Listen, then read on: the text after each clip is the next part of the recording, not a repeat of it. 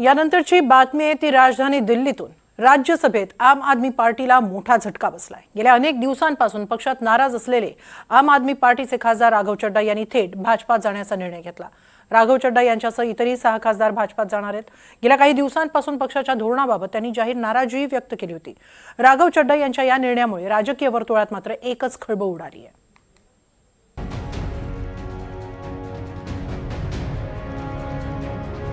आम आदमी पक्षात भूकंप, 7 खासदार 7 सोडणार। राघव चड्ढांची पक्षाला सोडचिठ्ठी। गेले काही दिवस आम आदमी पक्षात मोठ्या हालचाली घडत होत्या आणि जे होईल असं वाटत होतं ते शुक्रवारी घडलंच। आम आदमी पक्षाचा उच्च शिक्षित आणि परखड मत मांडणारा खासदार अशी ओळख असलेल्या राघव चड्ढा यांनी अखेर पक्षाच्या सदस्यत्वाचा राजीनामा दिला। राघव चड्ढांनी भाजपमध्ये सामील होण्याची घोषणा केली। चड्ढांनी स्वतःच्या नावासह भाजपमध्ये सामील होणाऱ्या इतर 7 जणांची नावं सांगितली जे भाजपमध्ये जाण्यास उत्सुक आहेत। राज्यसभा में आम आदमी पार्टी के 10 सांसद हैं और 2/3 से ज्यादा सांसद इस मुहिम में हमारे साथ हैं। उन्होंने हस्ताक्षर भी कर दिए हैं और आज सुबह हमने चेयरमैन राज्यसभा को तमाम डॉक्यूमेंटेशन जो कागजी कार्रवाई होती है, सिग्नेचर वाली लेटर होती है, वो सबमिट कर दी है। और जैसा कि मैंने कहा 2/3 से ज्यादा सांसद इस मैं आपको इसकी पूरी सूची अभी उपलब्ध करा देंगे। इसमें से 3 लोग तो आपके सामने बैठे हैं। इसके अतिरिक्त world class cricketer Harbhajan Singh हैं, राजेंद्र गुप्ता जी हैं, विक्रम साहनी जी हैं, स्वाति मालीवाल जी हैं और हम 3 तो आपके सामने बैठे हैं, अशोक जी, संदीप जी और मैं स्वयं। तर आम आदमी पक्षानं राघव चड्ढांच्या भूमिकेवर ताशेरे ओढले।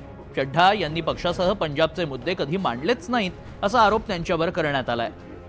आम आदमी पार्टी के राज्यसभा के 7 सांसद तोड़कर भारतीय जनता पार्टी में शामिल किया। ये 7 नाम पंजाब की जनता को याद रखना चाहिए। ये 7 नाम पंजाब के साथ गद्दारी करने वाले जो ये लोग हैं, पंजाब के लोग इनको कभी माफ नहीं करेंगे। पंजाब की जनता इनको कभी माफ नहीं करेगी। विशेष म्हणजे 15 दिवसांपूर्वी चड्ढांना हटवल्यानंतर राज्यसभेचे उपनेते म्हणून नियुक्त झालेले अशोक मित्तल हे देखील आता भाजपमध्ये सामील होत आहेत। त्यांच्यावर 10 दिवसांपूर्वीच ईडीनं छापेमारी केली होती। दरम्यान भाजप आणि काँग्रेसनं या घडामोडींवरून आपवर जोरदार निशाणा साधलाय। पार्टी की नारी विरोधी नीतियां, आम आदमी पार्टी की वैचारिक दिवालियापन, आम आदमी पार्टी की देश को विभाजित करने वाली विभाजनकारी नीतियां और जनता के साथ जो उन्होंने धोखाधड़ी करी है बार बार, इसको अस्वीकार करते हुए आज आपने देखा होगा कि राज्यसभा के आम आदमी पार्टी के 2/3 एमपीज जो हैं वो आम आदमी पार्टी छोड़कर जा रहे हैं। वो पुरानी पिक्चर थी ना, अब घर लौट चले। राघव चड्ढा समेत कई नेता भारतीय जनता पार्टी में इसलिए शामिल हो गए कि पंजाब में जो मुकाबला है वो आम आदमी पार्टी का नहीं, कांग्रेस का है। कांग्रेस पंजाब में सरकार बनाने जा रही है, तो किस तरीके से वो कांग्रेस पार्टी को रोक सकते हैं, इसलिए आज आम आदमी पार्टी के लोग भारतीय जनता पार्टी की मदद कर रहे हैं। मैं फिर से कहूंगा, आम आदमी पार्टी भारतीय जनता पार्टी की टीम भी है। आम आदमी पार्टी को आपचे एकूण 10 राज्यसभा खासदार असून त्यापैकी 2/3 पेक्षा जास्त खासदारांनी या निर्णयाला पाठिंबा दिलाय। स्वाती मालीवाल जानेवारी 2024 मध्ये राज्यसभा खासदार झाल्या। दिल्ली महिला आयोगाच्या अध्यक्षा म्हणूनही त्यांनी काम केलं। आपसाठी महत्त्वाची भूमिका त्यांनी बजावली। गेल्या वर्षी मालीवाल आणि आपचे प्रमुख अरविंद केजरीवाल यांच्यात मोठा वाद उफाळला। अशोक कुमार मित्तल हे लवली प्रोफेशनल युनिव्हर्सिटीचे कुलपती। मार्च 2022 मध्ये आम आदमी पार्टीकडून ते राज्यसभेवर गेले। अलीकडेच राघव चड्ढा यांच्या जागी त्यांची नियुक्तीही करण्यात आली होती। मात्र 10 दिवसांपूर्वी ईडी छापेमारीनंतर त्यांनी भाजपची वाट धरली। डॉक्टर संदीप पाठक एप्रिल 2022 पासून आम आदमी पार्टीकडून पंजाबमधून राज्यसभेचे ते खासदार झाले। पक्षाचे राष्ट्रीय सरचिटणीस म्हणूनही त्यांची नियुक्ती करण्यात आली। IIT दिल्लीमध्ये सहाय्यक प्राध्यापक होते आणि केम्ब्रिज विद्यापीठातून PhD त्यांनी मिळवली आहे। अरविंद केजरीवालांचे निकटवर्तीय म्हणून त्यांची ओळख पंजाबमधील आपच्या विजयात त्यांची महत्त्वाची भूमिका होती. हरभजन सिंग मार्च 2022 मध्ये आम आदमी पार्टीमधून राजकीय कारकिर्दीला सुरुवात. पंजाबमधून राज्यसभेचे खासदार. राजेंद्र गुप्ता नोव्हेंबर 2025 पासून पंजाबमधून राज्यसभेत खासदार. ट्रायडंट ग्रुप उद्योग समूहाचे संस्थापक आणि चेअरमन एमिरेट्स. विक्रमजित सिंग साहनी समाजसेवक आहेत. शिक्षण क्षेत्रात महत्त्वपूर्ण योगदान त्यांनी दिलंय. मॉरिशसच्या राष्ट्रपतींच्या हस्ते आंतरराष्ट्रीय शांतता पुरस्कारानं त्यांना सन्मानित करण्यात आलं. वर्ल्ड पंजाबी पार्लमेंटरी फोरमची स्थापनाही त्यांनी केली आहे. यातही या राज्यसभा खासदारांचा आपकडून राज्यसभेत नेतृत्व करत होते राघव चड्ढा. ते आपचे राज्यसभेत नेते होते. राघव चड्ढा यांनी डिलिव्हरी बॉयच्या प्रश्नापासून सामान्य माणसांच्या अनेक मुद्द्यांवर राज्यसभेत चर्चा केली, मुद्दे उपस्थित केले. मात्र ते पक्षाच्या भूमिकेला अनुसरून वागत नाहीत. अरविंद केजरीवालांच्या अटकेपासूनही त्यांनी स्वतःला वेगळं ठेवलं असा आरोप त्यांच्यावर आपमधून केला जात होता आणि त्यांच्याबाबत पक्षांतर्गत नाराजी वाढत गेली. अखेर आम आदमी पक्षानं 2 एप्रिल रोजी राघव चड्ढा यांना राज्यसभेत पक्षाच्या उपनेते पदावरून हटवलंच. त्यांच्या जागी पंजाबचे खासदार अशोक मित्तल यांनाही जबाबदारी सोपवण्यात आली.